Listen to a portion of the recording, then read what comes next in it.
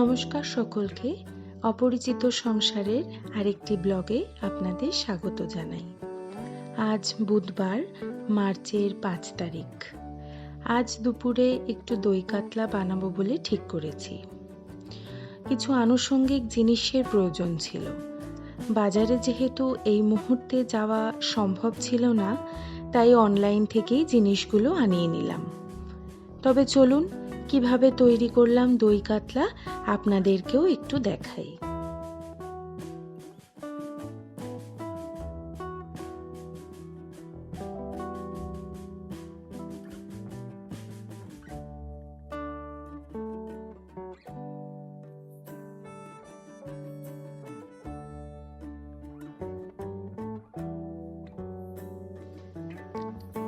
প্রথমে মাছগুলোকে ভালো করে ধুয়ে নিয়েছি।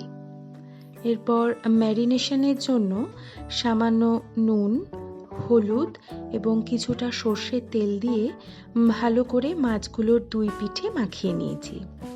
তবে আমি এখানে 4 পিস কাতলা মাছ ব্যবহার করেছি।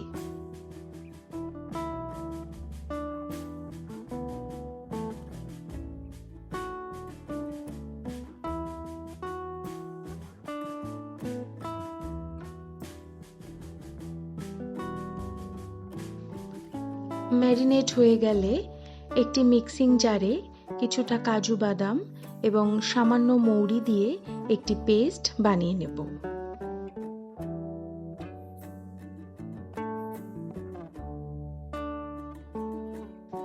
পেস্ট করা আমার হয়ে গেছে। ওদিকে গ্যাস জ্বালিয়ে একটি কড়াইয়ে কিছুটা সর্ষের তেল দিয়ে দেব।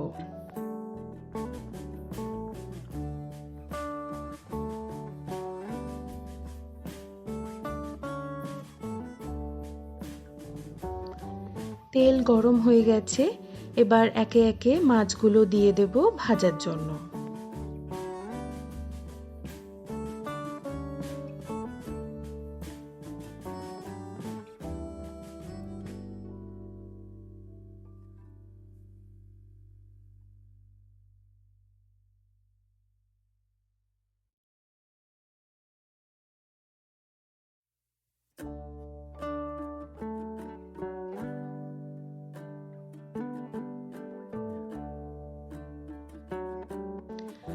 মাছগুলো আমি খুব বেশি ভাজবো না, দু পিঠ হালকা লাল হয়ে গেছে। এবার আমি মাছগুলোকে তুলে নেব।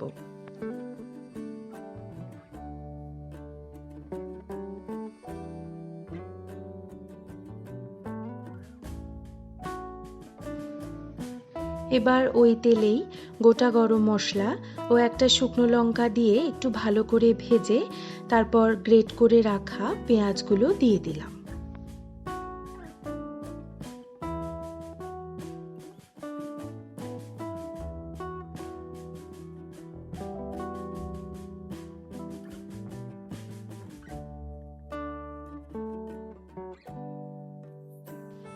পেঁয়াজ আমার ভাজা হয়ে গেছে।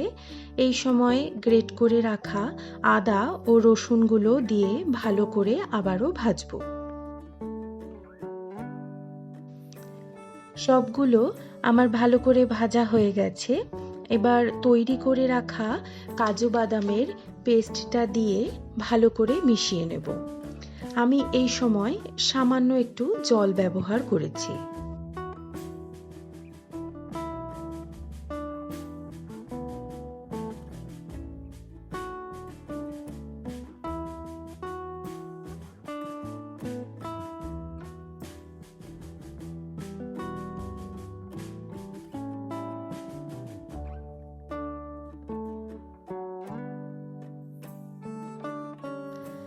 পেস্টটি ভালোভাবে মেশানো হয়ে গেছে। এবার একে একে সামান্য জিরের গুঁড়ো, ধনের গুঁড়ো, কাশ্মীরি লঙ্কার গুঁড়ো ও পরিমাণ মতো নুন দিয়ে ভালো করে কষিয়ে নেব।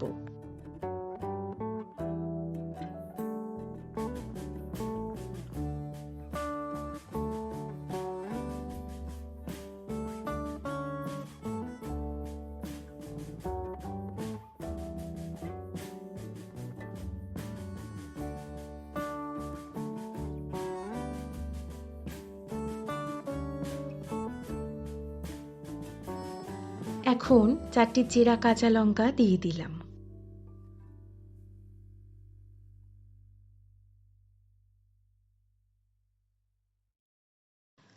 মশলা থেকে তেল ছেড়ে এসেছে। এই অবস্থায় আমি ফেটিয়ে রাখা টক দই দিয়ে ভালোভাবে আবারও মিশিয়ে নেব।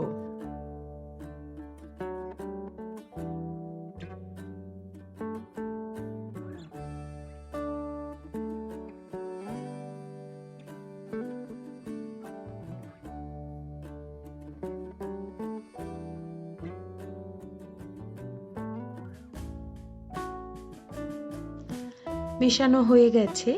এখন পরিমাণ মতো জল দিয়ে একটু মিশিয়ে ঢাকনা দিয়ে ফুটতে দেব কিছুক্ষণ।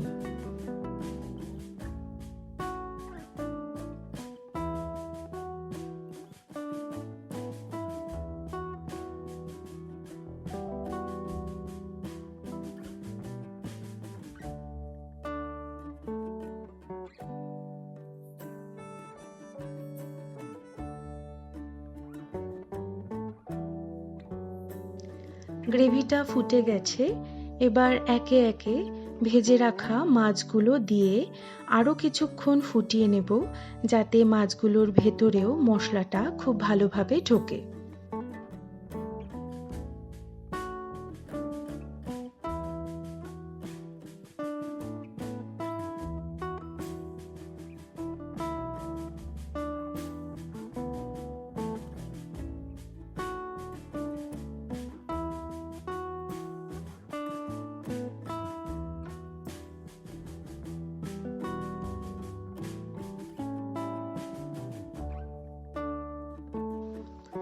আমার দই কাতলা তৈরি হয়ে গেছে। এবার নামানোর আগে খানিকটা ধনেপাতা দিয়ে নামিয়ে নেব।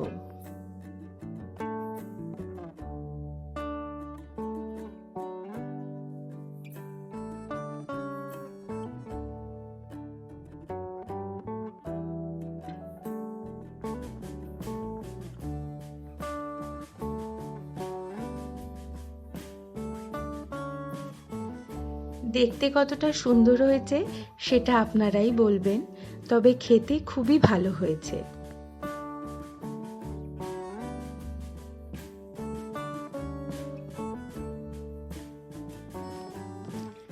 তবে সকলে ভালো থাকবেন।